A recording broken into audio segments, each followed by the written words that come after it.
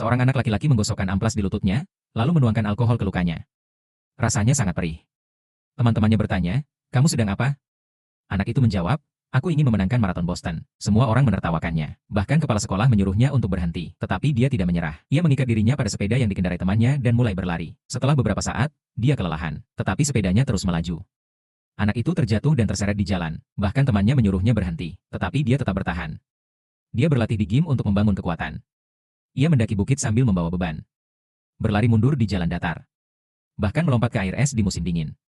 Ia melakukan semua ini karena ibunya telah koma selama bertahun-tahun. Ia ingin melakukan sesuatu yang luar biasa. Sesuatu yang mungkin bisa membangunkannya. Setelah 3 bulan berlatih, ia mengikuti lomba lari 10 km. Meskipun cuacanya dingin, ia hanya mengenakan rompi. Sejak awal, ia memimpin dan menarik perhatian seorang pelatih profesional. Namun seiring berjalannya lomba, ia mulai kelelahan. Pada akhirnya, ia kalah. Dengan perasaan sedih, ia pergi ke rumah sakit. Seorang perawat menyemangati dan berkata agar ia tidak menyerah. Itulah yang paling penting. Ia kembali berlatih dengan semangat yang lebih besar. Pelatih itu melihat tekadnya dan setuju untuk melatihnya, mengajarkannya cara berlari dengan benar. Suatu hari, anak itu bersiap untuk berlari di tengah hujan. Ia menyelesaikan putaran pertama dalam 15 menit, lalu mulai melambat. Pelatihnya khawatir ia akan menyerah, tetapi anak itu tidak berhenti.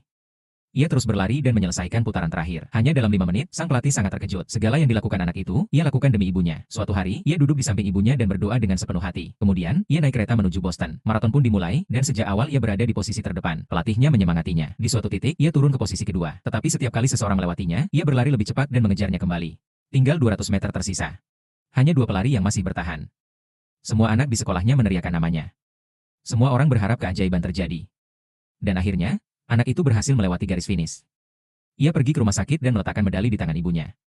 Dan pada saat itu juga, sebuah keajaiban sungguhan terjadi. Jika perlu kita lanjut part berikutnya, beritahu di kolom komentar ya teman.